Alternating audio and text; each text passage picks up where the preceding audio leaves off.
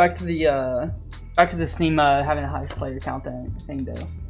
So Steam record-breaking player count of 23 million this year. Yeah, on Christmas Day, compared to 2019 with 15.8 million and 2018 with 15.3 million. That's just insane. Right. Yeah, I mean, I do think COVID, especially with like you have COVID this year, people have to stay in. They're going to play more games, but I think what am I thinking of? The game. What game? Among Us and COVID this year brought so many people.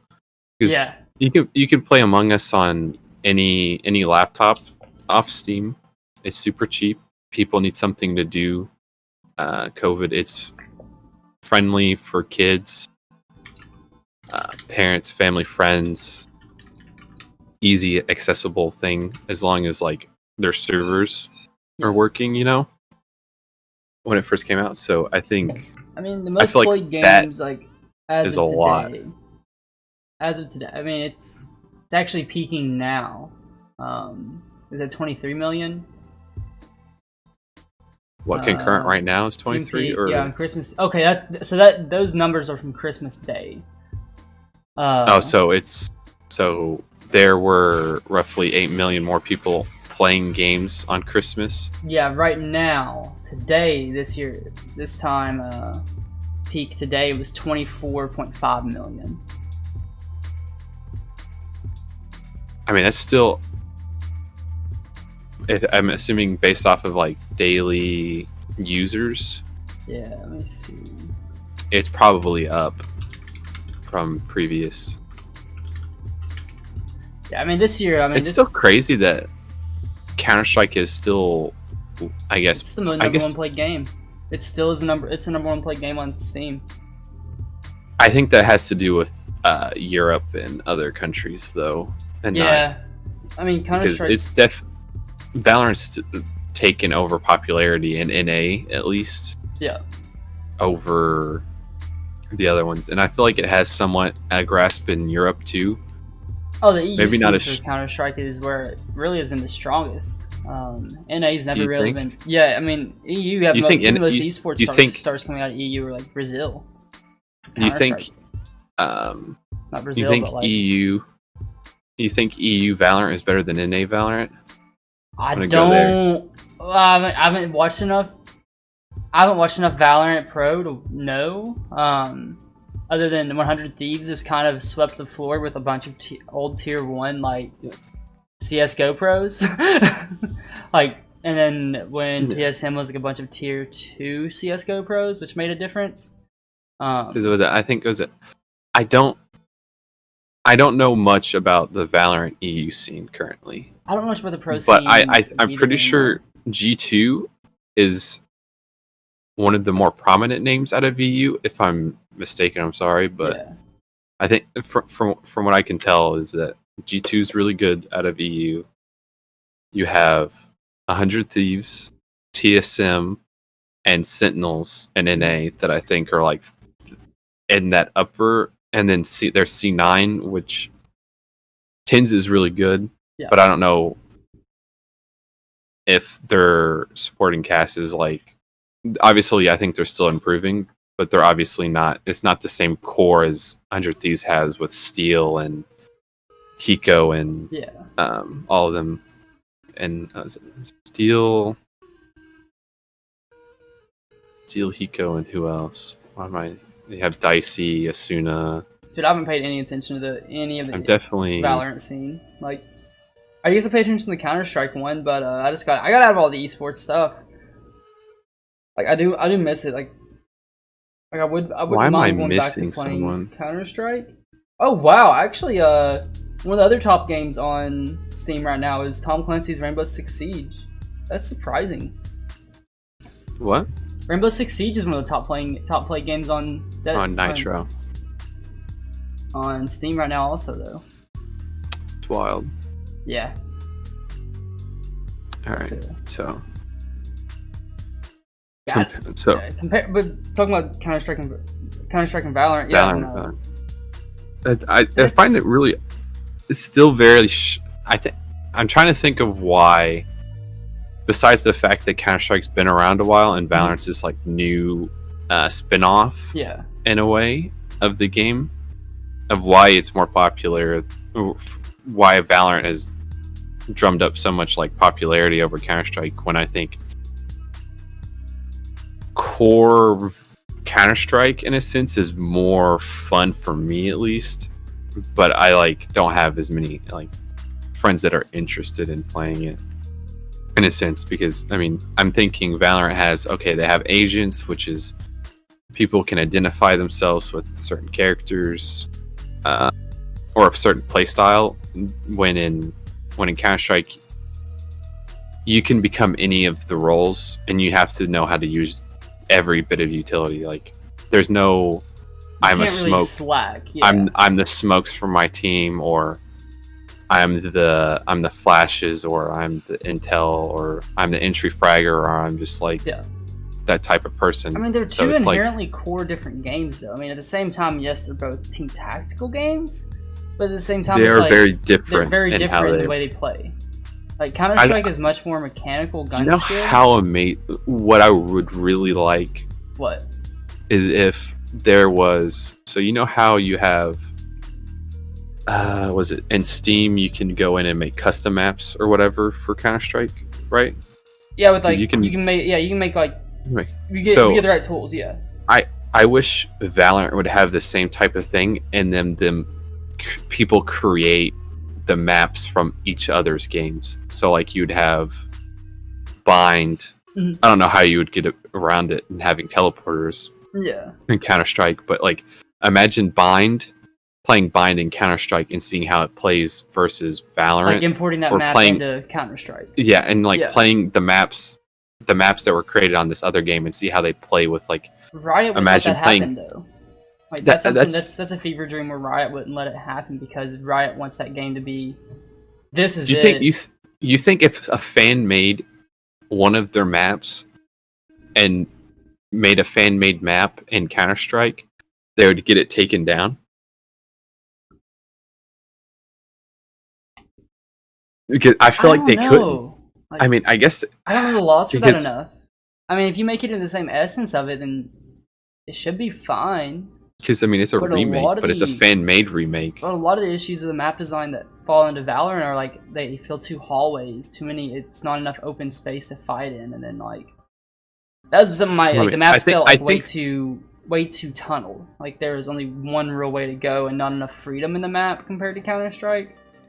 And that's why like I just kind of kept going back, because I felt bored of like not having the freedom that Counter-Strike offered, and like the fun ability of the game. Like you can't have as much fun. I think the freedom of it is being able to not feel reliant on another person's utility, and the fact that in Counter-Strike you can be all the utility necessarily you would need.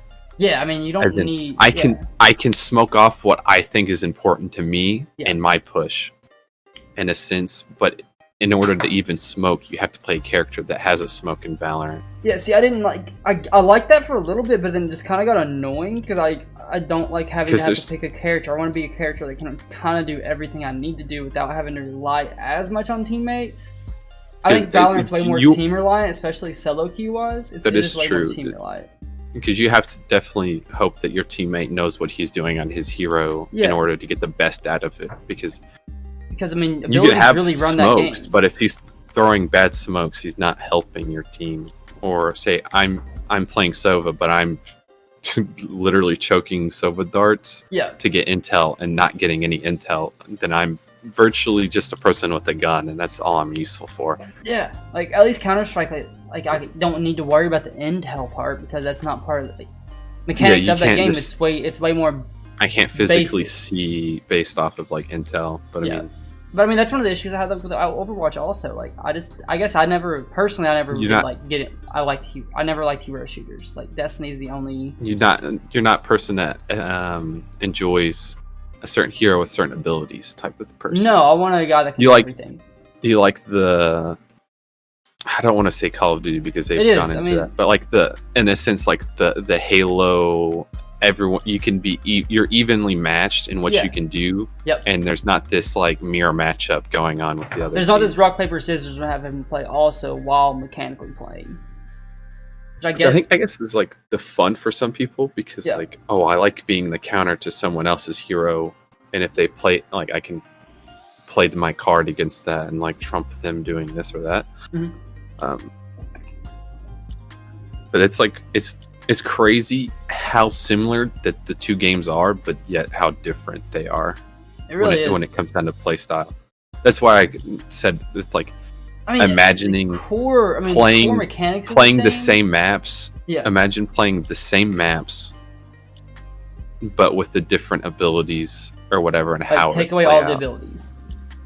No, not take away the abilities, but like playing like Cash, or something, or Dust 2 with Valorant characters, and see how differently that feels.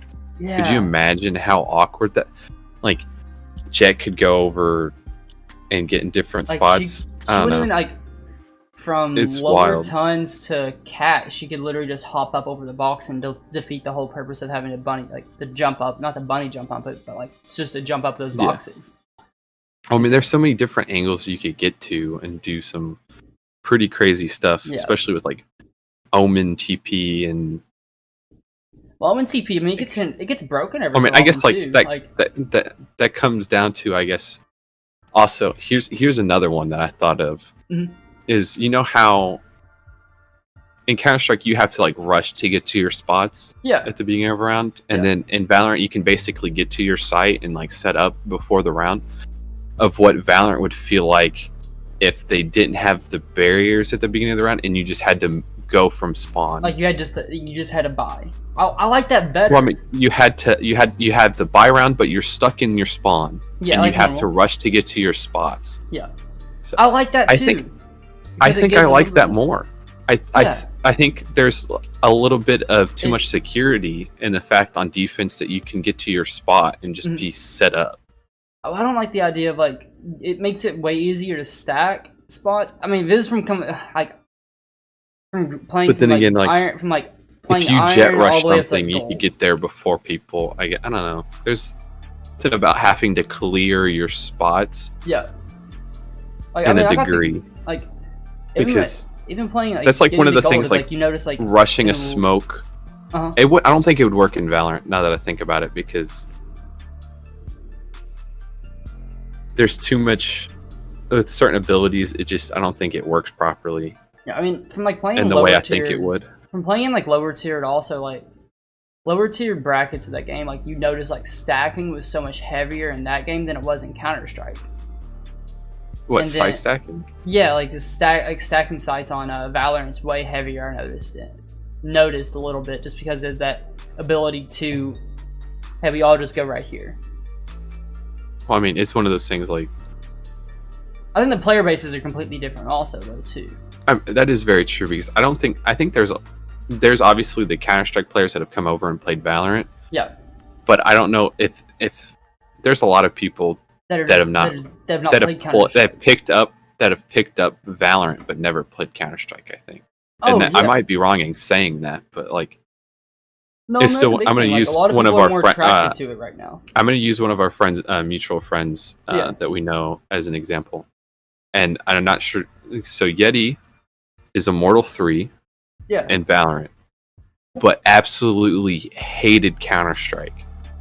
And I still can't get my mind wrapped around what it is that he hated. Because I remember him saying at one point he hated how it was shooting a gun and your bullet's not going where your crosshair is, but he doesn't mind it one bit in Valorant. So it's obviously not that. I wonder if it's different though than. Well, I mean, CSGO. but at the same time, like once you start shooting, like you still have to pull on your crosshair. You're still getting So like it's not, because I know there's RNG spray in Valorant. I think it's the character ability does attract the most people. That really does attract the most people. That and it makes the difference. Yeah, and then like especially it being the newest game on the scene in that respect, like even a buddy of mine that I think Riot does a lot for it too. Yeah, I mean he built his computer like recently, and first game we downloaded was Valorant, and he was like, "It looks sick. I saw you playing it," and then a buddy of mine wants to play. I was like, "It's a good game. I prefer Counter-Strike now personally, but I don't see any issues playing Valorant over Counter-Strike." So was it Counter-Strike is how old now? 12 years? What's going on? They come out in, how old is it? Or is it 2012? So it's 8 years. Yeah, 8 not years 12. Old. I was off by 4. Pretty sure. But inherently the franchise is. I mean, years. It's like 2000 or 9 was when did the first 1998. 98. So 22 years is the inception of the idea of Counter-Strike. Now, granted, I don't think it's played the same. Okay, Counter-Strike source was 2004, 1999. So yeah, I mean we're over 20 years. We're in 21 years of Counter-Strike of being played. That's wild. I mean, it's probably one of the longest running franchises in that regard. With the least amount of. But I mean, like, do you think Steam's going to come out with a upgraded version of Counter-Strike, or are they just going to stick with? They honestly couldn't get rid of Go, I don't think. And honestly, the reason there's no reason to upgrade Go in my ideas because the game looks visually fine. Like it's never been about the wow factor of the graphics in Counter-Strike FCS. You don't think it would draw people back if they like refreshed it in some sense? Because I feel like there's some slacking or like something off. Mm-hmm. Because like I feel like there's got to be some sort of changes of Counter-Strike. I mean, I guess Counter-Strike. They've added. At the end of the day, they're probably still making the money that they need to off of the game. That they don't feel like they need to compete. Like yeah. But in my mind, like they're no longer, in my mind, more popular than Valorant in a sense. Like they might technically be player base wise or some sort, but I don't think in the long run, Riot's going to put more dev support into their game than Steam and them have ever done for Counter-Strike. Yeah, I don't think Valorant releases player numbers though. Yeah, I don't think they release need player to. numbers. I don't think they need to. No, I don't. Like that's not. But it's like It's like comparing like, is it a Chevy versus Ford kind of thing? It was like, both are giant. They're never going away. I mean, Riot being who they are, and them having League, and League being a very popular, renowned game. Yeah. And now Valorant being this well received. Yeah. They'd have to like nuke the player base. Plus, they're coming out with new heroes. I mean, but also new Riot people and new ways to play. Riot. I mean, you also have Valve that has Dota 2 also. So I mean, Valve has like all those same. They're like they have the same. Yeah, it's the same games, but like just completely different. But which styles? Like it's so hard to say. Riot makes their games way easier, more casualized, while Valve is like the deep, in-depth games. But do you think Dota is more popular than League? No, I don't think so. It doesn't have a million players at the moment. Or I even think doesn't have Riot is so much more in tune with making their games like the Dota having like an actual league. Riot has their mind of like, this is a competitive game that we're gonna make a league, like an NBA type of franchise. Because you have LCS, you're gonna have a version of LCS coming to Valorant. I'm not sure what they're gonna do the same thing, same thing that like Overwatch League did. It's gonna fall in that same regard. I don't know if they're gonna go with like League franchise, like having city names, because that was a really bad thing in my opinion. Ooh, that brings up a whole different topic. Yeah. Franchising versus what's the other term for it? Just like having a league or whatever. So like instead of it being, say, you have LA Thieves for Call of Duty, which is franchised, versus just 100 Thieves and LCS. What do you think is more? Do you think city franchising is more popular than just like the gaming industry or like the gaming teams that have come out? No, you have the Dallas Empire for COD, and then what other games are they in? I see it as Envious in other games. I see, like every time I've seen that as a casual. The brand of a gaming company more important than the city location, or is it just more of like a pull to get people in certain cities that aren't necessarily into gaming. It seems like it'd be more into watching. I think it's more to attract a much more casualized audience. That's like, oh, this is my city. That's obviously who I'm gonna rep, instead of like the hardcore people that like, I've been watching these people way before the city, and they're gonna support them even though it's not their own city. Yeah, I mean, you have that. I mean, that also follows into like regional things, like NA, like people that like want an NA team to win, or EU to team win. I mean, you have that, and like especially in Europe, where it's like you have way more countries in Europe than the United States popping teams out. But I think that popularity-wise, it'll always be like the solid homegrown gaming team, or this like 100 Thieves level, or like Liquid level. Like you have, that's going to be where it's always going to be the most, because that brand is going to be much more recognized than if they in the inner community or whatever. It's going to be way more recognized in general, just because you don't have it being broken up into like, oh well, this game is, because there's so many games. You have too many games to do that with, to do a league like that with. I very much preferred the idea of keeping the true team, or like the true organization's name. Yeah, use an organization. I don't like the idea of city franchising, because it's not. They're not. Most teams aren't even truly located to a centralized spot. Exactly. I mean, and plus we're getting because like online, a lot of those players don't live in that city. Yeah, and at a lot of points, it doesn't matter like what city. Like, I mean, I guess when you're playing a game. I guess anyway. Like in Envious's case, like they are located in Dallas. That's where their headquarters are, and 100 Thieves is located in LA, and that's where their headquarters are. Yeah. But I mean, like, when you have NRG, which I don't even think they're located in Chicago, truly. I mean, like, that's what they chose as like their home city, because that's where like Hector's from for Call of Duty, and it's like their thing. And I mean, obviously, it's great caring enough about that stuff. Like, gaming community isn't going to really care for what city it came from, like a football team or like a basketball team. And that I think that's proven, because most of those teams have rebranded in the Call of Duty League. It's like you have the Chicago Optic, you have the Atlanta FaZe. You know, Hastro's even come out and said something about changing from Dallas Empire to, you know, like Dallas Envy.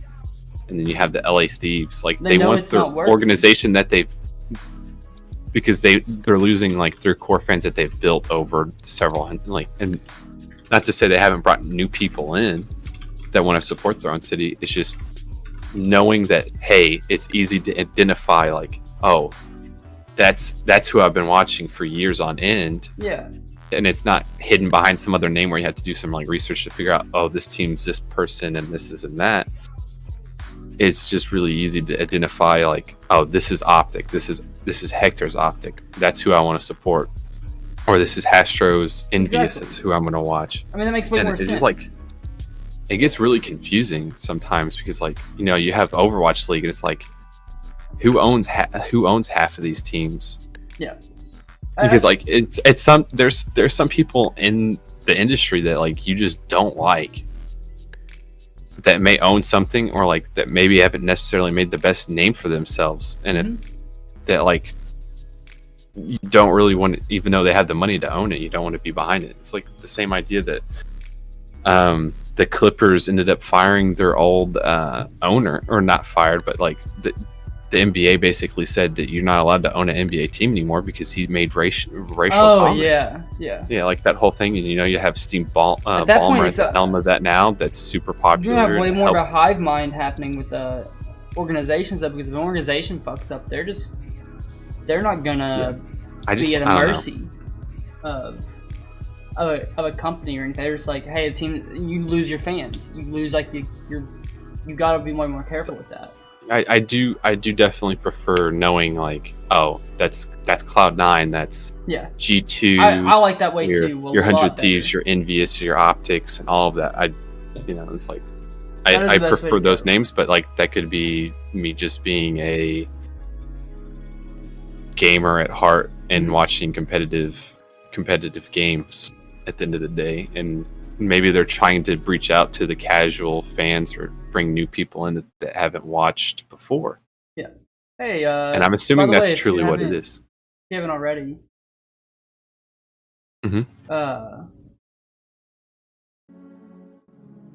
Stranded Deep is available on. What'd you say? Stranded Deep. Yeah, it's a survival game. It's like you fight sharks and stuff, and it's available for free on Epic Game Store right now. Has this been out long, or is this a new release? Oh, initial release January 23rd, 2015. Yep. It seems to have mixed reviews. I'm assuming that's from release, is what all those 1 stars from. I haven't actually heard of this game before. It looks cool. I think I watched it before when I was younger. I've seen a similar game like to it on Steam, like the Raft. This game looks I always like the game's called Raft, like, but I guess Raft is more different than that in a sense. But I didn't really pay much. Interesting. Yeah, I just grabbed it. I mean, it's free, so why not? It'd be something fun to play. That's really like that brings another totally different topic. There's so many topics like that. It's like Epic, well, I mean, you get the game marketplace. I'm thinking of it like the game marketplace and how it's like from Origin, Steam, Epic Games, like all of these different like companies that sell games. Yeah. It doesn't bother me. Think? I mean, I'm okay with a open market because that's an advantage. You want to know the main annoying thing about it that I dislike is when you say, "Oh, I buy this game on Steam," but then all of a sudden I have to log into Origin to launch it from their game browser for some reason. Like when they have these shared games between like Origin and Steam, or like Epic Games and Steam, and then you have to you bought the game in this one, but you have to go to the other one and log in to launch it. And I'm like, why is that? And I don't know if it's like that's something more like on, that. What the heck? Cyberpunk's on Epic Games, it's and like on GOG, Epic Game. Yeah, I mean that's just part of PC like, being where like it's any you don't have to. It's just running an executable to where you don't have to like run through an official store to play. You know what's wild to me is that Epic Games has gone from their launch of Fortnite, and now their whole market store has like literally grown times 10 or more. That's capitalizing off of what they have. I mean they did a great job of it. Brilliant. Yeah, like I mean, obviously they set themselves up. Well, and I don't either. It's just like the success of Fortnite's PR has done so much for their company outside of just the game. I mean, it's crazy. It kind of has helped PC gaming a little. I think it's accelerated people being into PC gaming, and made it definitely has done something. An exclusive thing. It definitely has done something from where people have. I always thought for a long period that Steam definitely had like almost monopoly over games in the gaming industry. No, I feel like they don't.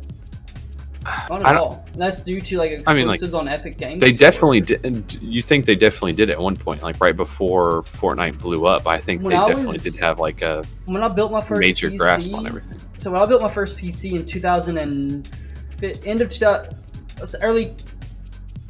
end of 2015, Steam was the only place you got games. That was it. That's true. I mean the whole PC scene is so different than what it was 5 years ago. Like, I mean, I was because I'm trying to think. You have Battle.net. Okay, 4 years ago. It was Origin. You have Battle.net, Origin, Ubisoft. Yeah. You have Epic Games. You have Origin, which is 5. Yeah. You have 5 areas or 5 like companies where you buy games from, and most of them are like on other ones. So Origin, all their games I think are on Steam. All of They just now put them all back on Steam. Steam. It wasn't just they just got moved back onto Steam. Yeah, but I'm saying Ubisoft is on Steam too. Yeah. A lot of the games that are on Epic are also on Steam, or vice versa. The only one that I can say that's like unique into their own sense that does their own games is Battle.net. Yeah, but that's all because companies are like these companies are so large they are able to like realize, hey, we don't. They get a bigger fee. Yeah, they don't have to pay that 30% charge of being on Steam. It makes sense to do that as a company. I get that. So I mean, I guess the only two that are truly unique to themselves, I think, are Epic Games and Steam. I think at this point, because I throw Battle.net in there just because Battle.net has such a player base from World of Warcraft, Diablo. But what I'm saying is like, I view that as one of those launchers that it's the games. So like the company, so Activision. Yeah. They're all Activision Blizzard games. Yeah, they don't put other games on there. There's not a Cyberpunk that you can buy on Battle.net or stuff like that, but you could get those games on Epic and Steam. And Origin is the same way with like, you can't get games that aren't like from Origin or their studio. Mm-hmm. And EA, so like all EA type sports games and stuff are on Origin. Yeah. Although that they're also on Steam, but like if it's sold on Origin, they get their biggest cut if you pay, I'm assuming, on Origin. Yeah. And same thing with Ubisoft. I'm sure they have like some kind of deal too with Steam or Valve that they get a lower cut. Is different. I'm assuming that like the main developers get the biggest cut, but like Steam obviously is going to take a cut because they're selling it on their site. Like instead of 30, it's probably like a 25 or even 10. I can't. There's an actual number out there. I just don't. It's not. There's not a reason to look it up. I find it very confusing with how do PC servers work. Like if I buy the game on Origin and I play it on Origin, am I connecting with PC servers where people bought the game on Steam? I'm sure it puts it all in the same. You almost have to. That's why it makes you log into so hard.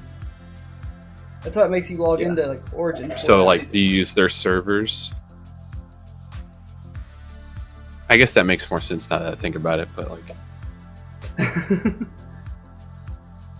I couldn't imagine getting in a PC game. Getting into PC gaming now sounds so much. It's so much easier now compared to like it was before. But I think within the last the last 3 to 5 years, with like it's just gone like that. This is going straight up. I feel like almost it's crazy to think about. Like 3 years ago, I think 3 to 4 years ago was the prime opportunity to get a PC and get into gaming. I mean, the hardware then prices have been crazy. I could build a good computer for like $600-700 5 years ago. Well, it's true. That same computer now that had the same performance then, like if I the wildest thing is with the demand for the 30s, like the 3090s, the 3080s, the 2080s still. The amount I could probably get away with selling my EVGA 1070 for the same price I got it for. Today. I could have sold mine for $200, the same exact. I bought my 1070 used. I sold it for $100. Yeah, and the guy was like, "Dude, you put that up for ridiculous. A steal." Yeah, the guy was telling me, he was like, "Yeah, dude, you put that up for a steal." I was like, "I just want to recoup some money back." How, like I don't know if it's like Nvidia. Mm-hmm. Being afraid if they overproduce that they're not going to sell it, but like there's such a high demand and people are getting absolutely freaking ripped off that are spending like $2,000 for graphics cards that are nowhere near the deserving price of that. And it's like prices are just ridiculous. It's bots have taken over. Like that's true, bots have taken over the marketplaces of technology, and it's really you'd almost be better checking your local Best Buy for a graphics card than trying to buy one off a website. Yeah, because you're not gonna beat a bot to it. There's no way you can't beat a bot to it because. But then again, like I've seen 1070s and 2070s at my Best Buy before. Yeah, like but granted, like they don't have very many in stock, but like they're there. Yeah, are you going to the Best Buy in Louisville? I'm going to the Best Buy I have in E-Town. Oh, you'll have one? Okay, never mind then. Because I went to... So, like, there's one close. Yeah, so I went to the Best Buy here in Lexington, and it was like, I mean, it looks like they had stock of stuff, but I don't know how actual true to life their stock is, and I didn't really look at the PC gaming. Over the past couple of years, the PC area in our Best Buy has grown as like the PC industry is like pronounced itself more. Yeah. Because they used to like you couldn't find a monitor, like a good PC gaming monitor, you couldn't find it in there. You couldn't find gaming keyboards, you couldn't find gaming mice, or I mean, you can go to Walmart, let alone anything. Like my local Walmart has that. Like straight up. They have like the high quality or like the really expensive gaming monitors in Walmart now that you could just walk up and grab. Yeah, I mean, I got my 165 hertz MSI one for like $225 or something, and it's a fantastic monitor. That's crazy to think about. Like the higher quality monitors are starting to go down in price. Granted, it's 1080p. The introduction of 4K monitors have taken that price deviation off the 1080s. Yeah, which is great because like, dude, I don't have this shit to play 4K anyways, nor do I care. But I noticed I'm very much the person to care more about my frames and the game running at a good speed than I am to care about visual graphics, because most games look pretty good on low to medium settings anyhow. Like that. We're getting to the point in gaming where it's like there's so many diminishing returns in regards to graphic quality. Like, is it really worth it to make your game look as good as Cyberpunk? A game could look almost identical low settings to high settings, and it's very minute, but you could save yourself like 100 frames, and it's stupid. Well, it's because the lighting settings have gone insanely like great. I don't know. It's like crazy. Cyberpunk. I mean, playing that game with RTX on, like playing it at Ultra. Is there a big difference between like RTX on and off? I've changed them back and forth, and there is. I've changed. Like I mean, going from high, like ultra to low, there is a difference, like even between medium and stuff. I haven't messed with RTX. I haven't noticed it with RTX. RTX is honestly kind of hard to notice at times. Well, I think it all comes into reflections. I feel like RTX is all reflection based. So I mean, puddles are dynamic, like actually showing the building. That's some of the coolest stuff. That's like where it's really cool. That's where it becomes like really immersive. Yeah. When you look at a puddle with RTX off, it's just a puddle with a still image that they want to throw on it. Yeah. Which saves. I mean, RTX really can change. RTX really does change a ton of stuff in like regards of graphics, but the cost of it is so much, dude. It's true. And I mean, 20 years ago they were doing RTX, but it took days to render. And now they're trying to render it every 60 seconds at least. Yeah. I think like honestly, I really do want to look into getting a new console at some point, just because the idea of like being able to easily play 4K without having to mess with my computer is a godsend to me, and I can just hop on my TV and play. That's one of the things, like, until I actually get a 4K screen, I'm not going to worry about it. There's no reason to. And to people, it's one of those things, like, if you're going to get into gaming, and I truly believe this, you have to pick one of two directions. Do you care about visual quality, or do you care about like frames per second quality, like how smooth your game runs, even though it may not look the best? That's basically asking, do you want to get into console gaming, or do you want to? That's like, or not even. That's more of asking, like, do I want to get, what part of PC gaming am I interested in? Yeah, are you playing single player games? Or are you playing multiplayer FPS titles competitively? Yeah. If you're going competitively, you need to go for frames with low settings, and it's 100% what you need to look at. Get yourself a 1080p 144 hertz monitor, because that's basically the minimum of what you need. Golden. I feel like 1 millisecond 144 hertz 1080p monitor. Yeah, and that's the crazy thing was it Shroud just recently upgraded to 1440p monitor. If you played, you look at how good he is at games in general, and he's been playing on a 1080p 144 hertz monitor. The thing is, like, 1080p is just fine for especially competitive games and such like that, and plus where you can just push out so many more frames. It helps.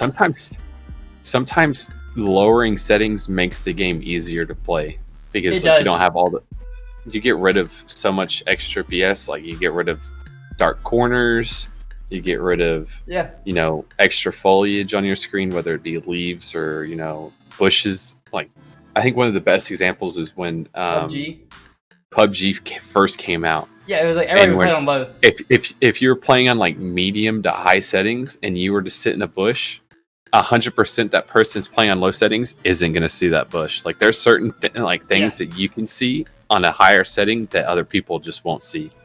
I was just on that's PUBG was. That's the thing is render distance too in games blows my mind because like someone can see you, but if your render distance all the way isn't up, you're not going to see them. So you can have someone shooting at you and you have absolutely no clue where they are. That was PUBG in a nutshell. That was PUBG in its whole regard. Shooting someone and they're sitting behind a tree and you can't see the tree because the trees haven't rendered in, and you're shooting them and you're like, why am I not hitting them? And then you get closer and there's a bunch of trees just start spawning. Yeah, dude. I remember like it's so funny. Bringing that to a good topic is like, do you think?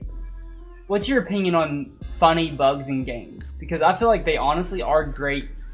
They're 100%. The ones where you somehow warp into the sky and you start falling to your death. Yeah, I mean, like talking about that because like PUBG, like it's not a bug. Like, I really do playing PUBG now is not as fun because it's not as buggy and not as like chaotic. It really comes down to the price point in which you enter for the bugs. Yeah, I mean at the same PUBG time, was PUBG was $20 when it released, correct? It was a $20 game. I think it was 30. 20 or 30.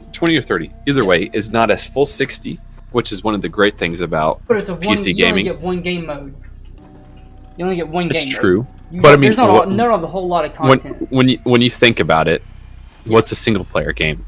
You're paying $60 for a campaign, and how much replayability are you actually getting into it? At least you're paying $30 for a multiplayer game in which you could play several times and have different outcomes.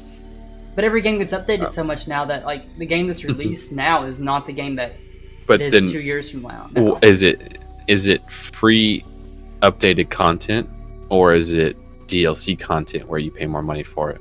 That's dependent on that's also part of it. It's so much to go off of. Like, I mean, also we didn't have games.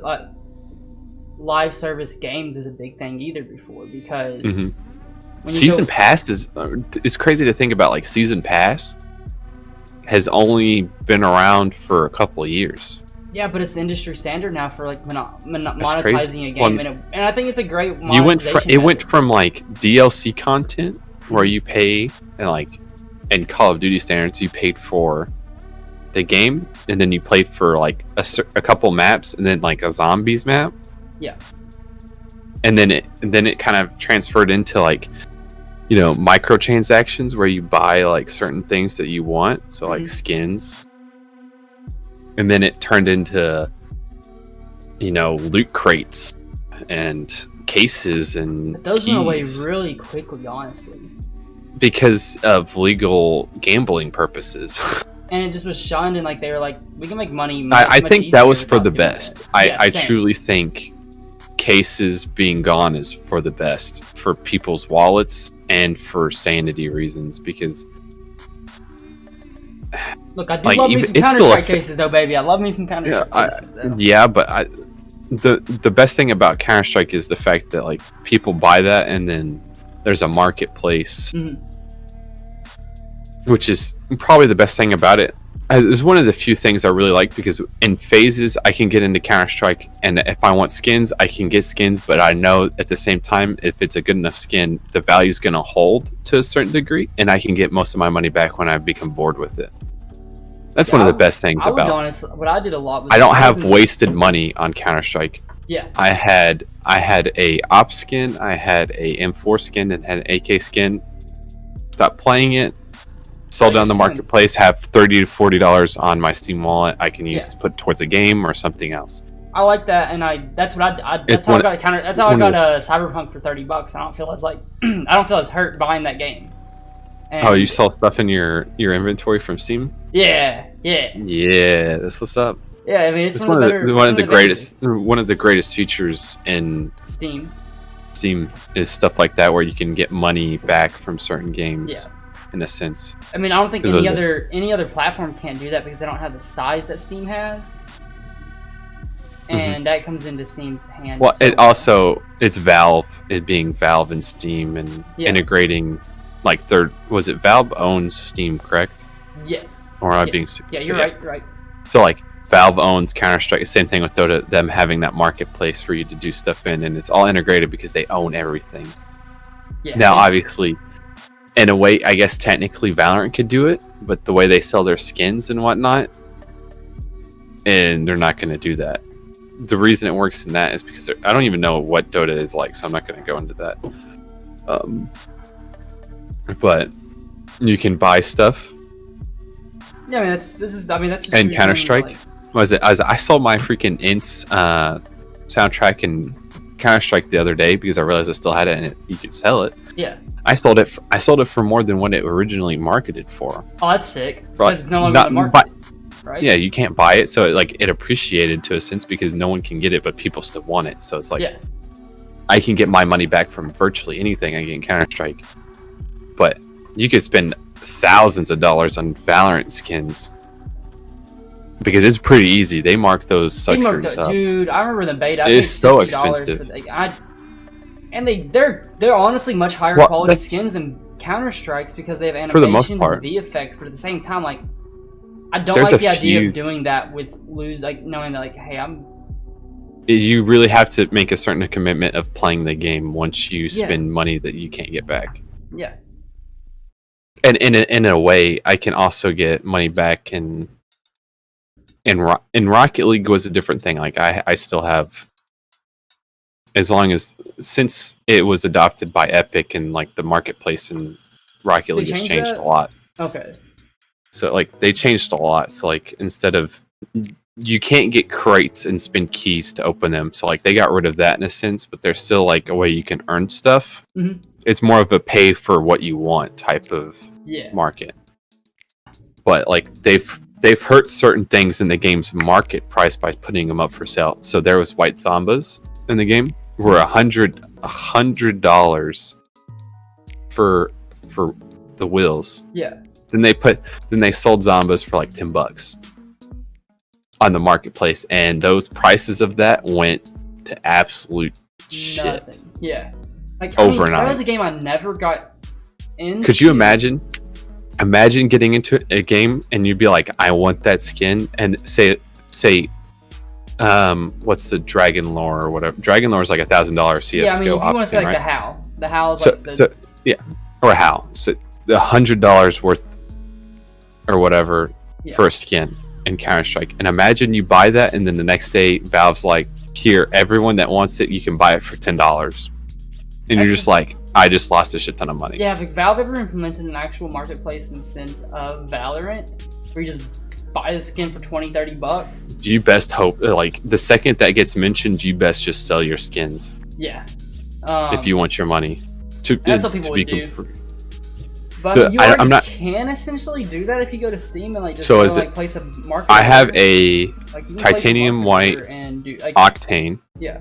I have a titanium white Octane in Rocket League. It's still, I think, valued at $100 if I'm not mistaken. Mm-hmm. In Rocket League, if they ever sell that, I've lost. Technically, I haven't lost money because I got it. There's ways to obtain it for free. I put a lot of hours into it, and I just got lucky and got it. Yeah. Actually, no. A friend gave it to me because he paid for one and got one for free, and he gave it to me. Ooh, that's nice. It was sick. Question: are there any games on the Steam? If he ever asked for it back, I would have given it to him. Because no, it's not technically mine. But he said I'm allowed to do. He said I'm allowed to do it whatever I want with it. So I'm assuming Hey, get your bag with it, dog. Get your bag with it. But then again, there's not a way that I can get direct money unless technically based off of the rights of how the licensing agreement is. I can't trade anything in game for US value. Yeah. I could be like, I'm giving this up, but I want 100 credits or 1,000 credits, which is I think equivalent of $100 or something like that.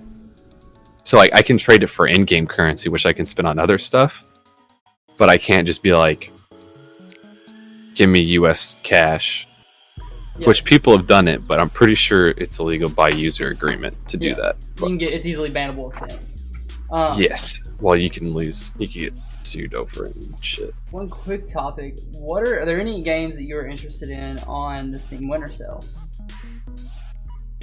Oh yes. There are quite a few. There's quite a few that I'm interested in, but I can't build up enough courage to spend more money on it at the current time. So many good games out. So like it's kind of. I think I don't have the Witcher games. I think the Witcher games are on sale. Yeah. Those are a good one, obviously, to start off with. The most recent Doom Eternal is on sale for like $20. Yeah, that's $20. And that game came out this year, and it's on my Steam wish list. And it's one of those that like I've thought about getting, but I just haven't. One that I was interested in was Ghost Runner. It looks so cool. Was it Dark Souls is on sale for? Oh really? For $15. That's not bad. 2, or 3. Dark Souls 3 is on sale for $15, and their season pass and I think their DLCs are on sale as well. Okay, that's not bad. Dark Souls all games are some of the best value games you can get. Tomb Raider's like 90% off. All of them. I've never Tomb Raider. Was it? I got one. So one of the Tomb Raiders went on went up for free 1 year, and but I'm saying so. The 20-year celebration, like everything's 20% off or 80% off. Yeah. Star Wars franchise Fallen Order is 60% off for $23. That's a good deal. That is. It's another good game. See, the Halo Master Chief Collection, that's a really good deal for $25. I actually had a friend, one of my friends got that for me for Christmas last year, and I just haven't taken the time to play it, even though it's another good game. GTA on sale again. Yeah, right. Whoa. GTA is staying forever, but sometime we need to get you and Lars. We need to get together and do a playthrough of the Halo franchise. Yeah. It's been so long since I've played through it. Same. But I never played 4 either, so I'll be kind of interested. I think it was Doom. You have Doom Eternal also on sale. So you have just Doom that released in the 2016 Doom is $6. Final Fantasy 15 is a good deal. Doom Eternal for $20. There's a VR version of Doom that's $15. You have Battlefield on sale. Let's see here. We're just gonna go through a bunch. Elder Scrolls Online is on sale for something. Yeah, top seller right now on Steam looks like it is. That's really the top seller. Rust is currently the top seller. It looks like. I think it's because there's a lot of. Is it? There's Valkyrie is doing like that 50 streamer tournament or whatever. Yeah, I've seen that. Rust. Yeah. So there's it's crazy how much streamers can drum up popularity for games. Oh yeah. It's exactly what happened with Among Us and everything else. Best games I would pick out for. If I picked out like 5 games from buying 5 games from the Steam Summer Sale, so far I've gotten 2 that I wanted, which is the Master Chief Collection, and I bought Star Wars Squadrons on Epic because I got it for $13. I forgot that was on sale on that's crazy because that game came out not even that long ago. Yeah, you can get it for like $15 on Epic right now because you get a holiday gift card for $10 off, and it's also I think 40% off some of the biggest ones. So is it Horizon Zero Dawn? That came one I'm to PC. Interested in. But it's on I'm interested in, but it's 20% off currently, and it's like $40 instead of $50, which isn't bad. It has optimization issues too, so I'm kind of hesitant. Well, I mean, it went from it was a PS4 exclusive to now being available on PC. I think, correct? I want to try. So it's really cool. Doom Eternal, I think, is one of the best deals on here by far, because I've watched it to a degree and would like to play it, but I'm not sure if I'd complete it because I'm terrible at completing solo player games sometimes. So that's 2 out of your 5? Those are 2 on my wish list that are on sale. Yeah. Let's see here. I think Witcher is definitely on there. I think Witcher's too popular not to want. Yeah. It's a good deal. Especially if you watch the Netflix Witcher and you like it, you're gonna probably enjoy the games. I beat it, and I think it's one of the best games to ever play. It's fantastic. It's highly renowned for a lot of stuff. So, Witcher, I don't think you're going to go wrong with. I think Dark Souls. I didn't notice that the first time when I looked through. Dark Souls would be on there, so that's 4. Yeah. Let's see if I can find a 5th one. I don't think Fallen Order's good. I don't know if I want to say that over some other games. Let me look. Yeah, keep looking, man. I'm trying to think of what mine would be right now. Yeah. I think it's got to be... So, 5 for me is going to be between ESO or Fallen Order.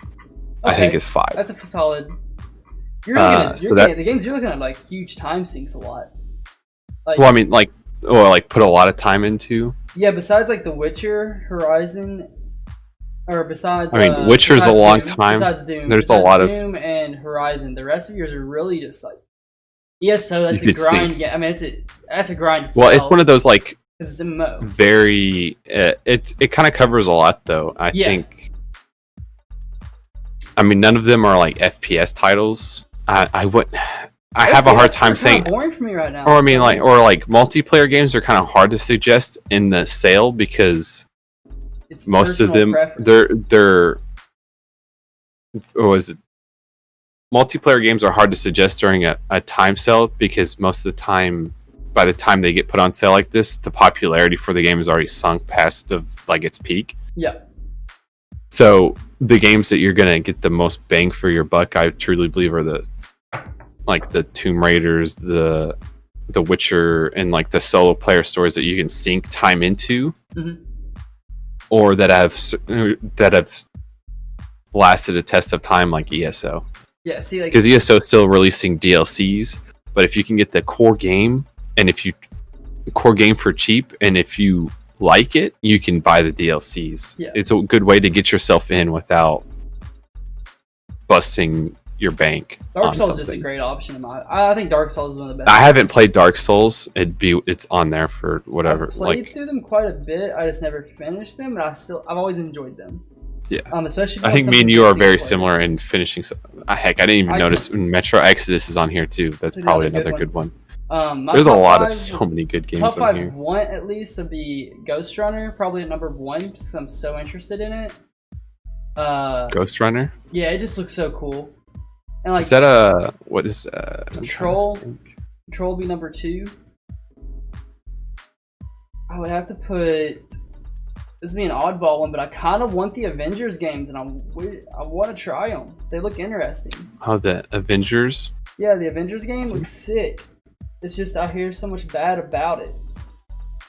But Control... I think from what I've heard from that is there's not a lot of... There's not enough content, apparently. I think it's a lot of similar missions, or like you do a lot of the same stuff. It ran the same issues that Destiny had. I don't know if it's even the same. I think it's more or less of like very repetitive. Mm-hmm. Like in a way, Destiny you can be unique in a certain aspect. Like there's obviously the same missions you're going to do, but like you have different weapons and subclasses that you can change out. Yeah. But I don't think you have that type of like custom changes that you can make to maybe hopefully make the gameplay loop fresh. Mm-hmm. I mean, that game's still gonna be in a very... It's gonna be... I mean, it's a Marvel game. It's gonna be something people are gonna be interested in because it's Marvel. Yeah. It's the Marvel universe. But I mean, that game's going in there just because it looks interesting and I like Marvel, so like, hey, it looks fun. It looks it's like what you're interested in, something that you could see yourself maybe getting. Like playing a little bit. Number 4, I'll put Squadrons on there because I did get it, and it's honestly cool. It looks sick. And then I'm through Hades at number 5. I've heard really, really good things about Hades, and I'd really like to attempt it. And a good roguelike is never a bad game to play. I don't know why I didn't mention this one either. Death Stranding is on there for sale. I was thinking about it. I played it on console, and I was not a fan. I haven't played it, and I haven't seen much of it, but like, I think it's up there for potentially being game of the year, from what I've heard. So it has a lot of. Its story is amazing, but it just was so slow for me. So okay, let's go through some of the Steam Awards. Have you chosen your Steam Award stuff? I need to vote. So I'll go through some of the stuff that I chose, whether or not I've played it or not. But from what I've seen, because I've seen most of a lot of these. Game of the year, personally. Red Dead was with this. Red Dead? Oh, because it came out on PC this year, so this is Steam. Yeah. Of the Steam of the year Red type stuff. I said Doom Eternal because it actually launched this year. Yeah. Like that was it's like my caveat, even though I know why it's on there, I just couldn't get myself. I'm assuming I want to go. Alex deserves it. I think Half-Life or whatever. I think was like one of the pushing factors for VR for the year. Like it's trying to be very pushing VR into the future type of games. Whether or not it's Red Dead definitely gets my game of the year just for being labor of love. I definitely put Among Us because of like the devs have gone back to do stuff for the game, even though like it's a 2-year-old game, and all of a sudden it just. I think that for a small studio, I feel like to love the game that you created. No Man's Sky. That's fair. I can see that one too. A total 180, and it was great. It went from being like, was it absolutely hated at launch, and then working it into being games people that go back and buy now to play because they put so much work into it. See, Better with Friends. I think I put Fall Guys with Better with Friends because like it definitely feel like I would be bored playing Fall Guys by myself, but if I were to play Fall Guys with a group of people, like you're gonna be having a I'm going to say probably great time. Sea of Thieves falls for me on that one. Sea of Thieves that's a good one too.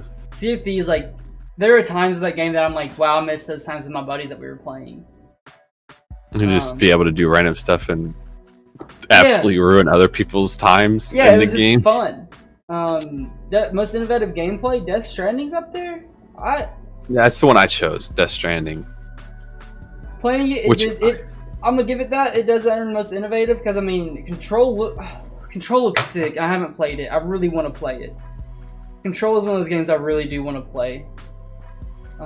It's between Death Stranding, Superliminal, I never really cared for. I don't care about those other games, so I'm not gonna put an opinion on them. Death Stranding, just because of the weight dynamics of that game, it got me to where it was like, wow, it made running and walking interesting in a game. Walking and running interesting. Yeah. Cool. Outstanding story-rich game. That's doing. I chose another game that didn't necessarily launch this year, in Detroit Become Human, which is I loved watching that game. Yeah. It's such a good game. Detroit Become Human. Haven't you played it or no? No, I play. See, I'm going with Red Dead again on that one. Just I like westerns personally a little bit, so that's where it falls with me and. That game is part of me so is like amazing. Against giving Red Dead 2 stuff like that because it already won most of those like last year. So like why am I going to give it 2 years in a row? Game of the year for last year and this year? What the Dude, it's such a good game though. It really is. Like it's just one of those things. It's one of those games that is like going down as an all-time. It's when you insane, when you win a certain category, you shouldn't be allowed to win it 2 years in a row just because you released on PC this year because you didn't want to do it the year before. That's why it's the Steam Awards, man. That's fair, but like Horizon Zero Dawn, like Metro Exodus. I don't really. It's another. It didn't have the popularity this year though as like Doom. I think Doom Eternal was very popular when it came out. Maybe not. Best game you suck at. Oh gosh. Apex. Apex wins that for me. I suck absolute garbage at Apex, but it's a very good game. Ooh, outstanding visual style is up next. Respawn. Respawn knocked that game out of the park. They brought the Titanfall. Respawn is a very good. It's like is it same universe or not? It's the same universe as Titanfall. It's a prequel to Titanfall, apparently. I think so. Don't absolutely kicked it out, killed it. Don't hate me if I'm wrong. But I mean, it's got similar. It's got the same weapons shared across. So like, it's a fantastic job Respawn on Apex. Yeah, they 100%. And the way they released that and did that was so cool to see. Like just like, hey guys, outstanding visual style. This is the one that I really kind of guessed on. Because like I didn't think Avengers, from what I've seen of it, Marvel Avengers actually didn't look that appealing to me. Yeah, same. Battlefield 5. Those ones where it's like it's a. I don't know. I feel like they were looking for something to put in there, but like, it's all right, I guess. I should have had the nominees playing. I chose Black Mess from like I clicked on most of these games to visually see what it looked like, and I feel like that one looked the best 5, like, at the same from time, images. I gotta go Battlefield 5 just because I know, like, I've played it. You've played and that it. game is wow. Just best soundtrack, and it was running amazing at a 10 on my old 1070, dude. Best soundtrack, Master Chief Collection. Get out of here. 100%. The pure nostalgia from that one, like I can't not choose anything other than Halo for that fact alone. Sit back and relax.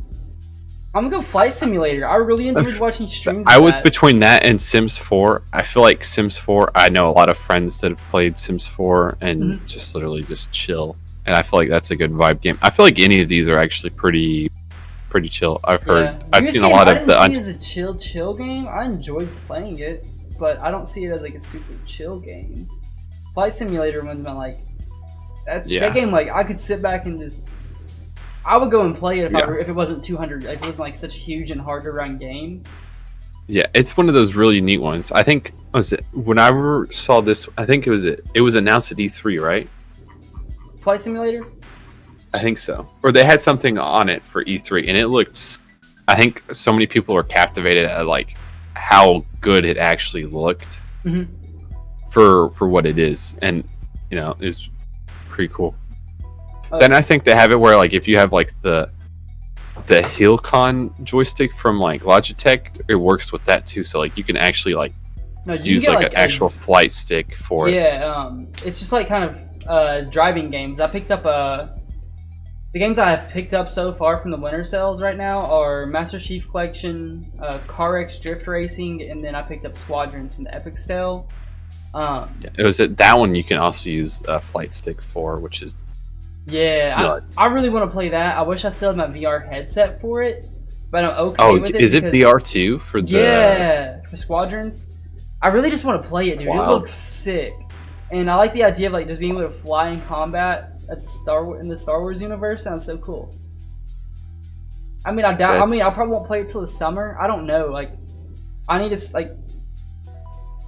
I probably won't be buying any new games for a very long time because I'm just gonna stick with the backlog I have.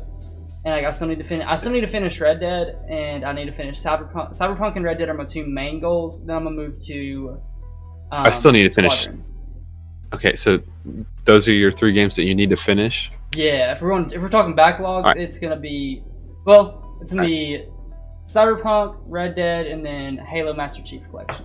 All right, so here I have 3 for you that I absolutely need to finish, and I need to finish Borderlands 3.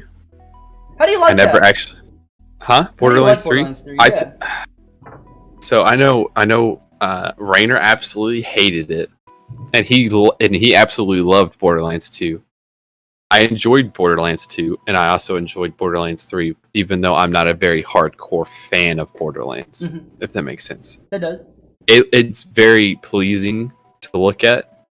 Oh, yeah. I enjoy it for what it is, but I don't know if I can say it's better than previous Borderlands. Even though, like, I think there's technically more loot you can get. Yeah. It is a very good game that I haven't finished that I should.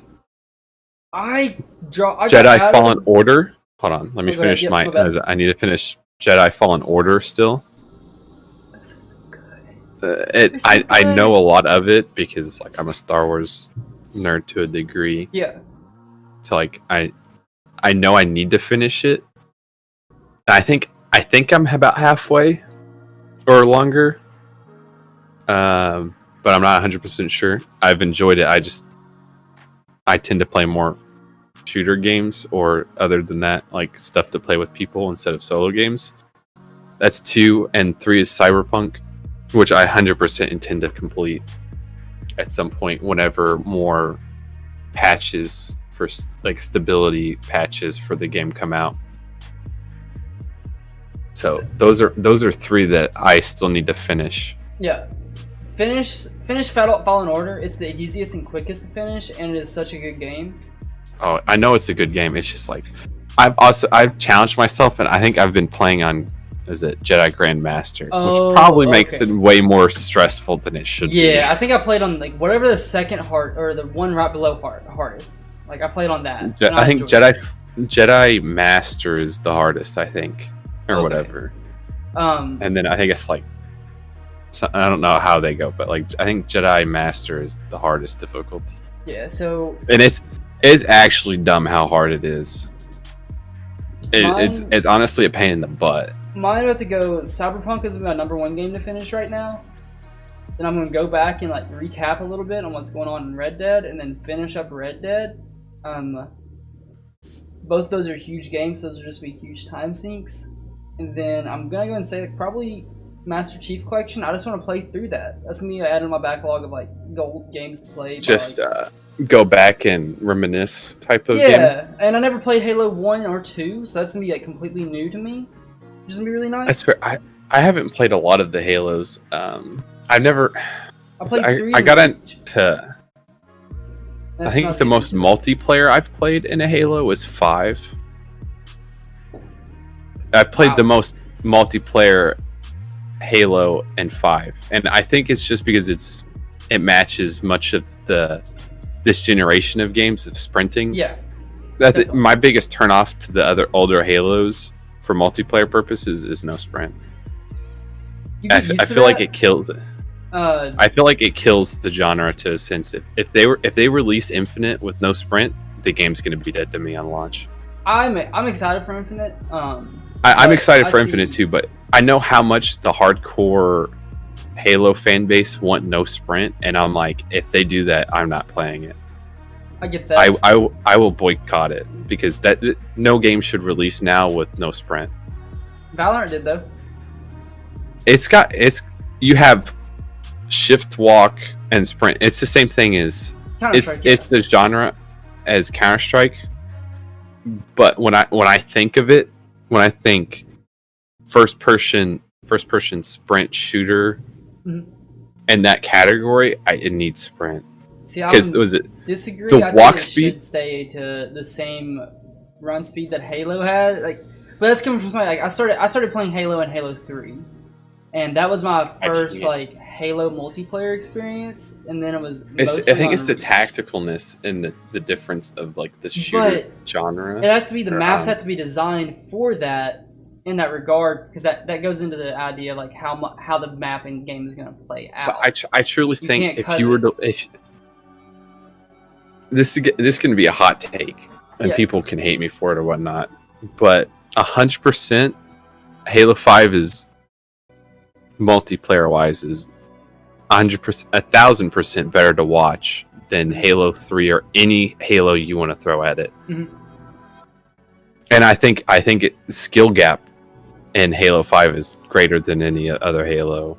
Halo 5 is not coming to PC, so I can't play it. I played a little bit of it when I had an Xbox One. I mean, that's fair.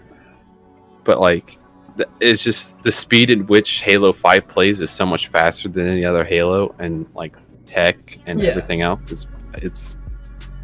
If you were to pick a Halo 3 montage and throw it up against a Halo 5 montage, you're not going to be flipping out as much as you are when you watch the Halo, because Halo 5, there's so much more to do or be creative with in your montage.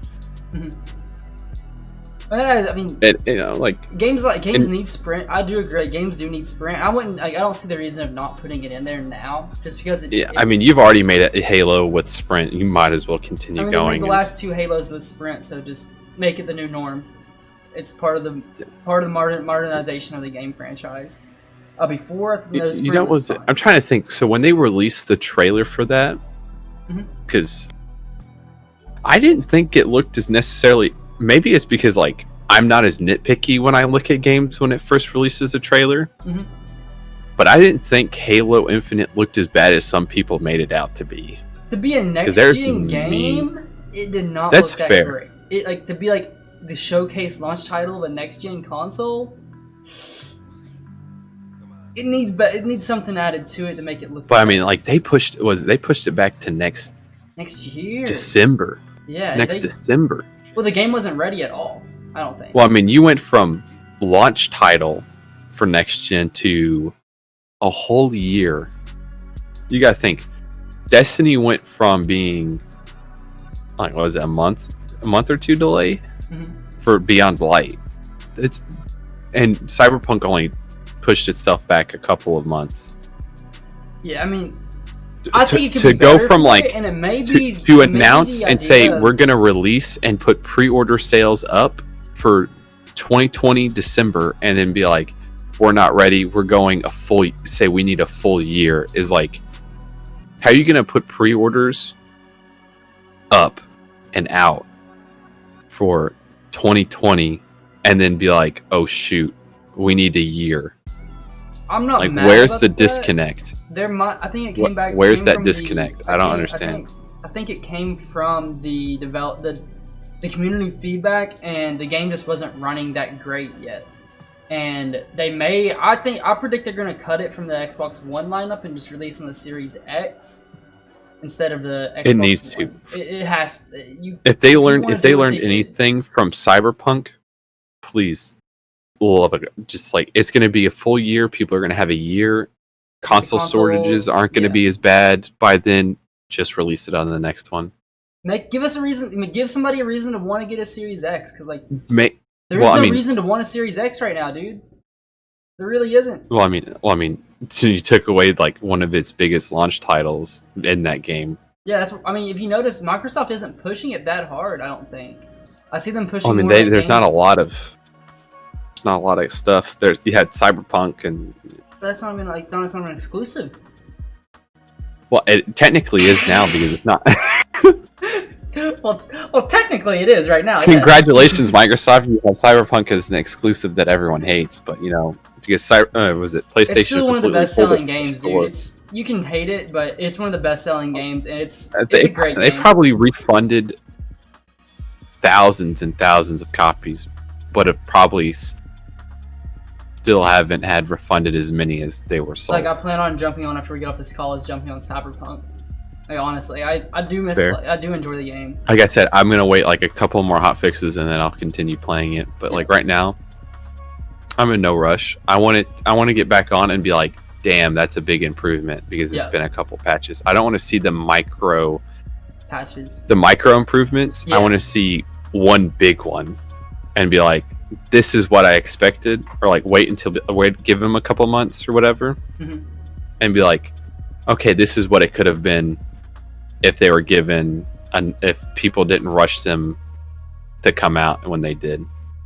Yeah, I don't blame you there. Or if what I want to say, stockholders or shareholders didn't rush them, because I truly believe that shareholders probably forced Cyberpunk out before it was that CD and then upper Projekt management was like, the developers just knew the developers knew the game wasn't at that point, and they. Yeah. I feel worse for the developers than anything because they cried 100%. Everything. Like, it really sucks for them. And what happened? I'm gonna do another take here. In years that we know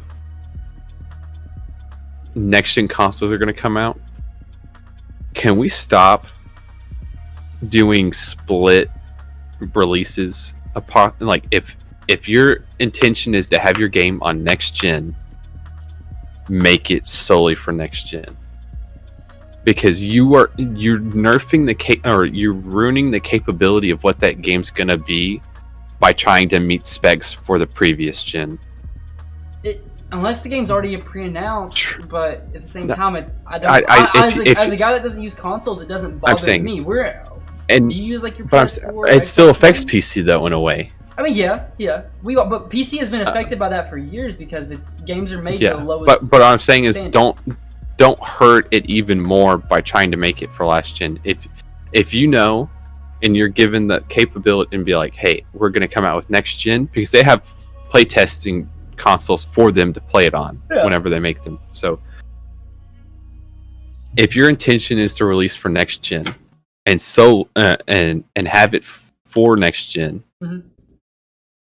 Cut out the necessity for doing all the extra testing for previous gen.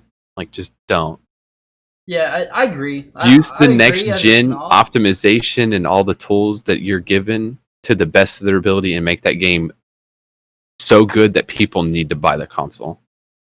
I mean that would make most sense. But now I know it may necessarily hurt your sales by doing so. Like, I guess in a way it would hurt your sales, which is probably why it'll never happen. I feel like they would recuperate it though eventually. Yeah, I know. I mean, eventually when people move to next gen, but at that point they're going to have so many titles to probably choose from. But then that gives them the opportunity to release a next gen only version, the enhanced version. And I'm not talking just Cyberpunk, but just games in general. I just don't like. So I don't like them doing. Oh, we're going to release for previous gen. The game come out very lackluster, and then in a way, since the previous gen's lackluster, the next gen version is still kind of lackluster because they had to meet specs for the lowest tier because of it. So Series X and Series is it Series S is the that's gonna kill Microsoft games. I don't think in a way because Microsoft games aren't because the Series S is nowhere near as good as the PlayStation discless version or like disc-free version. They're not, and that's why it's so much cheaper. Technically, it is the cheapest next gen than that. Yeah, it's 300 MSRP, right? 300, and then it's 400 for the disc-free version for PlayStation 5, and then both disc versions of the PS5 and Series X are 500. Yeah, they're 500. 500. If I picked any of the consoles, it would have to be a PS5 right now. Like, I think, as much as I dislike paying for when I have a console, I like having the disc. I feel like the best value is a discless PS5. 1,000%, because you are saving $100 by not having the capability to put a disc in your console. And that's all you're losing. I'm so accustomed now to just the only thing I hate, I truly do hate the look of the PS5. Oh, I'd much rather have a freaking fridge. I hate the look of it. It's so gorgeous. Okay. Here's my point for it: is Xbox Series X. It's not a standalone piece. It doesn't need anything. It can sit on a shelf and blend in with anything you want to put on it. It won't ruin anything. If you buy a PlayStation 5, it best match what your fucking setup looks like. Otherwise, it will be a sore eye in front of everything to see. Dude, have you seen it like in some like this really trashy setups? And it's like, oh.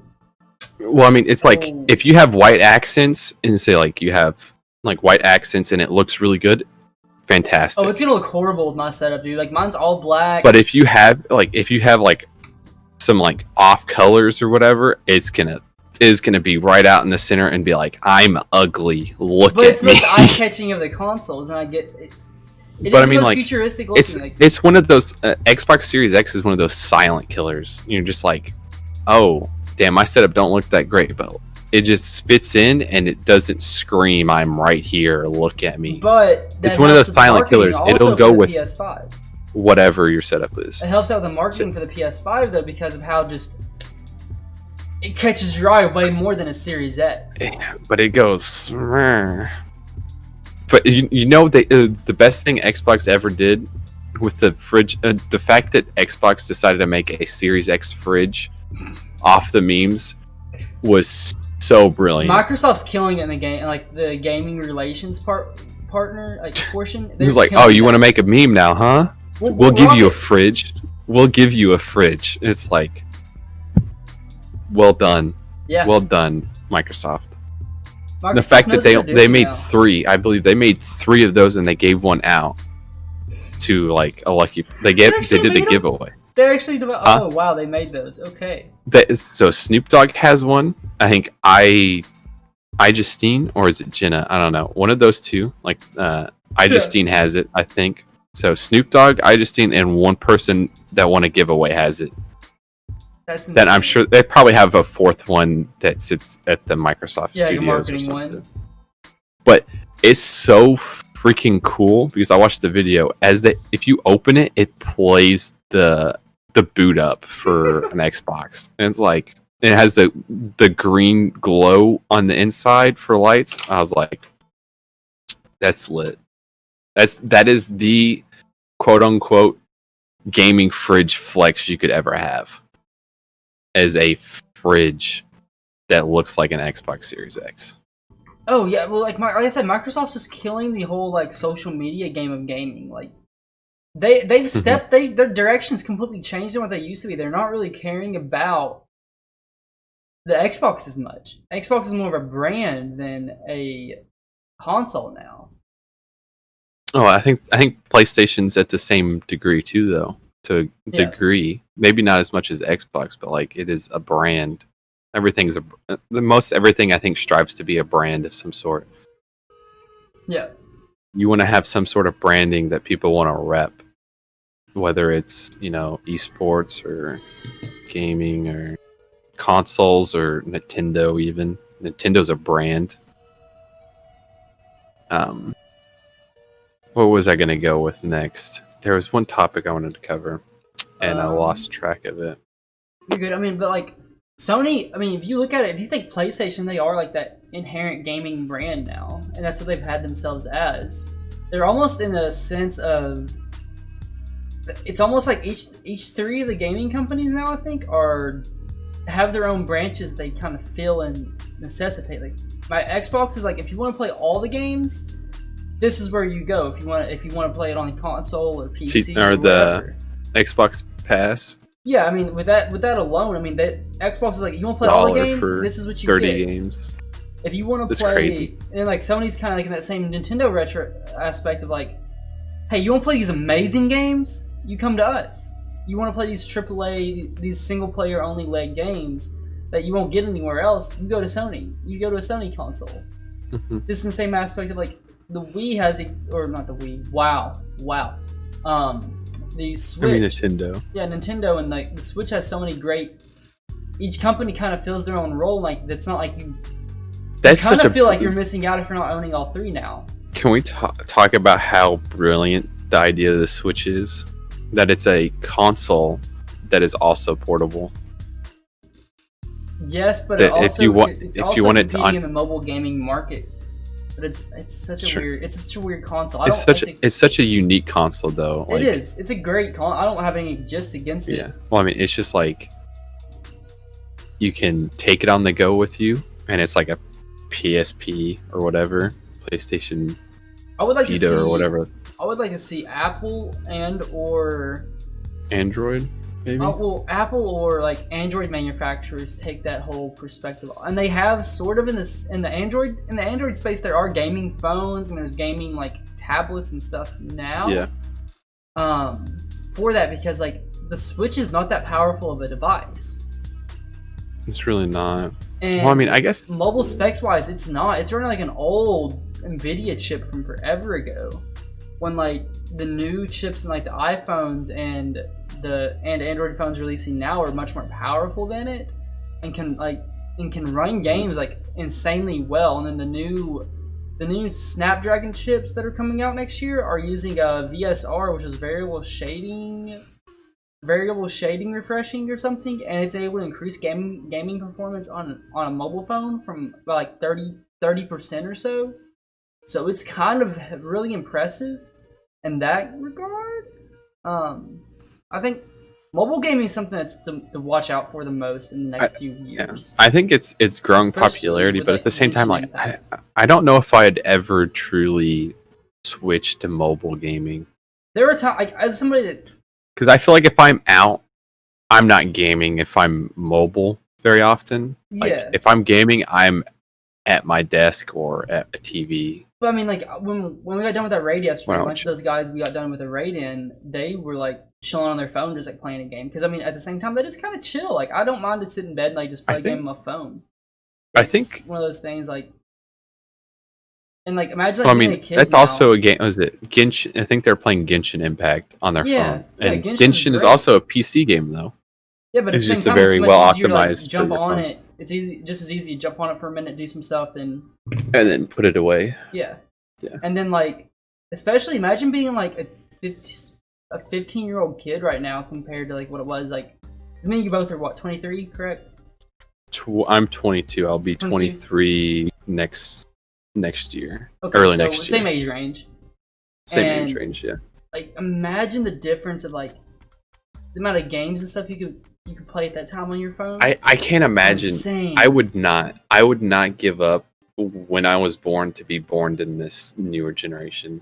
I would. It's absolutely insane. Not give Yeah. up. I mean, we're gonna show. I'm gonna feel like that's kind of like not a great topic, but at the same time, it's like, dude, like the only upside to being born later in this current one is I would be able to see what a couple years later down the line of what could be in the future. But at the same time, like, I think I was born at a good point in time where obviously before the internet started getting very corporated. I would almost rather be born 10 years earlier than 10 years later. Yeah, like right now, man, like I'm going like this is my prime example. Is I can't stand I would TikTok, love, but a friend of mine, she pointed out yesterday that like the amount of people, like the amount of creation and like content that's being made now is insane. It's such a platform for how little attention span people have nowadays, though. It really is. Like I can't use it because it just like it's so. You do feel mind-numbingly using it, and it's like it builds you into a hive mind of using it, just like kind of like Twitter does. But it's really just bad. Like Twitter is nowhere near as bad as TikTok. I think because I mean, Twitter, you make your own. You follow your own. So you know how I guess older generations use like the news, like TV news, for their information. I use Twitter in that type of mindset of like, what's going on gaming industry, what's going on politically and stuff like that to like fresh me up with what's going on in the world. And that's typically what I use it for. I mean, I use it for other stuff too. But the difference is like Twitter, you get to pick what you see. Majority of the time you pick what you see, and like with TikTok, it forces it to you. Like their algorithm is so complex and like insanely it's like Google good.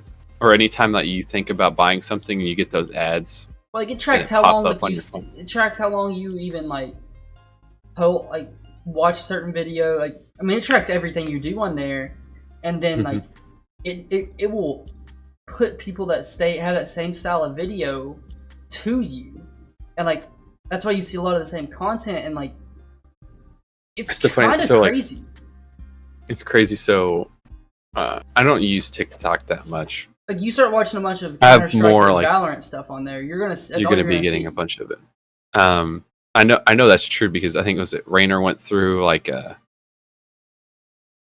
how do I want to phrase the word, like a sad whatever, and he started watching like sad videos on TikTok, and it's like, how do I get rid of all of these sad videos? I don't want to see them anymore. Yeah, like it's like, dude, like you just like. And like if you start scrolling really fast, it like, starts giving you a whole new feed. It's insane. It's insane. It's but like, he doesn't like to see this anymore. He wants something else. Let's keep going until he finds something. I don't like the idea of it forcing things like that on you whenever it's like. I mean, it's like I feel like it's one of those things that people have really got to know themselves better for it. If you don't like being stuff forced, just don't use it. Like it's an app. I mean, like I don't use it often, and if I do, I watch it a little bit, and I typically I just go through the following page to see what people have posted. I don't go through the For You page because that's where you get to I don't use Instagram anymore though either. Because that's it. I think I follow a couple of comedians on there to see what they post, and that's about it. See if I can get a quick laugh, and then I get off of it. Yeah. Other than that, I use Twitter, Instagram, Snapchat. I mean, Snapchat's not even really. Snapchat's a really odd platform. I wouldn't even almost consider Snapchat social media anymore. It tries in a way, but I guess with like I consider like a messaging app. Stories. It's just an instant messaging app. Yeah, I think it's just like a Wi-Fi version of texting with pictures. I mean, that's kind of what it is down to the core. But Twitter, Instagram are probably the key ones that I use. Obviously, I have like a Facebook for family and whatnot, but that's about the extent of my. Yeah, Facebook's not one of those ones. That's a generational thing. Yeah, I have Instagram, Twitter. I guess Discord. I guess, do you consider Discord? I would consider Discord a social media platform, and it's such a Discord's such a great platform. Dude, I wish we had Discord when before Skype and Google Hangouts or TeamSpeak. Yeah, I never used TeamSpeak. I never used TeamSpeak. It's because you had to pay for a server, and TeamSpeak is not a very user friendly platform. I mean, it's dead in the water now, though. I couldn't imagine it being It's crazy. So, Discord in college has become very popular because I remember people talking. So, instead of making text group messages, they're like, "Hey, how about we just make a Discord for our classes?" And you can just be it's so easy to just mix things up because you're just oh, here's class stuff, normal chat, whatever else you want to get in. Talk with someone over homework. I couldn't imagine group call. It's so versatile, and it's very gaming oriented, but you could use it for anything with the style of Discord. Yeah, I mean, it can you can do so much stuff. You really can run it. You can have your own communities and stuff in it, and it's insanely powerful and awesome in its own ways. I think it's probably one of the best services out right now because you can use it for everything. Yeah, it does have some issues. I do have to say it does have issues with especially on mobile. Sometimes I don't get notifications for stuff, and it's just. Well, that's true, but at the same time, I really need to respond to a lot of stuff that instantly. I mean, Discord is one of those blessings. Yeah, and it's so versatile. So versatile. Could you imagine? So was it? You have Skype. What's the new one or freaking Zoom? Zoom. Oh man. People that are let's just get Discord, please. Yeah. I remember I found out about Discord when I used to play on Xbox, and I was we wanted something to use other than in-game or not in-game voice, but other than the party system on the consoles. Yeah. We were using Skype at the time. I'm man, I fucking hate this. Yeah. And I was oh, there's Discord. Thank God for Discord. They didn't want to use it, but I kept it around. And whenever I met Yeti and a bunch of them, I was thank God. I discovered it when I started streaming in 2016. Yeah. That's when I really discovered it. And it's really cool. So it is the only way that I'm assuming not. I'm trying to think of how Discord makes money other than just Nitro as service. Discord Nitro. I think it sells I mean, ads through what? I think it sells. They don't have ads in this. It's not you get an ad every time you log into Discord. So I'm trying to think of thanks Google. Where Nitro, other sources of income including server boosts as well as fees it receives from games sold on its servers and core app remain. Oh, I forgot. They do have. They do sell games. I forget they do. I really do forget they do. I don't think I have ever played a game through the Discord. Buying on Discord, yeah. I'm sure that's one of those things you just kind of pick. Somebody sees oh, that doesn't know that casual audience. There's probably a. What does server boosting do? I think getting your their server. I think there's a way you can search servers Yeah. Just say if there's a game that you play, and it you could boost your server so it's more known or whatever. Oh, so they also have investors in Discord. Also, they have large companies such as Tencent. There's 3 months of Xbox Game Pass for PC. We get you a little something extra. Nitro subscribers now get 3 months of Xbox Game Pass. So if you subscribe to Discord in Nitro, you get 3 months of Xbox Game Pass on PC. That's wild. That's it. That is kind of crazy. I mean, I feel like it's such a hard. I can't imagine the business model for them to be profitable being easy since the platform's free. But they have they do have investors, so like Tencent supports them. So I mean, like it's not. It's crazy, but like I'm assuming that games know that their in-game voice sucks, and they expect Discord or Skype or whatever else. Where do people go to find servers on Discord like that? Where do you go? I don't know. Where would you even go for that? Like, add a server. Oh, it's at the very bottom. Explore public servers. Oh, it's public servers. Add servers. Oh, first one. Featured communities. Genshin, Valorant, Minecraft, Rainbow Six, Mr. Beast Gaming. Then like you can have there's templates now also. That's really cool. Crazy. What? For your Discords? Yeah. Wow. Oh wow. That's wild. Discord stepped. Wow, I remember when this was like nothing. Jesus. Oh, I didn't realize about the startup template gaming friends study group. So like I said, study group. Yeah. Artists, creators, this clubs, year, I'm sure they stepped it up. They had to step it up a ton this year. Well, I mean, they upgraded, like, was it quality for just like stuff in general for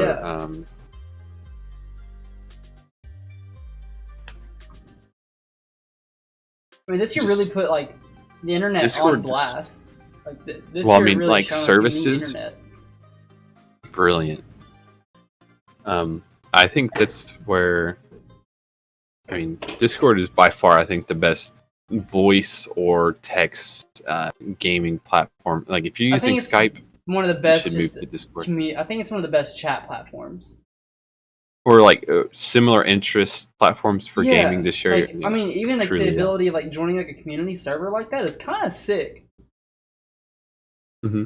Like, say you're like, oh, I'm interested in this game. I want to see how the community is. Do you know how many servers you're in on Discord? Dude, I'm in 1, 2, 3, 4, 5, I 6, 7, 8, 9, 10, 11, 12, 13, 14, 15, 16, 17, 18, 19.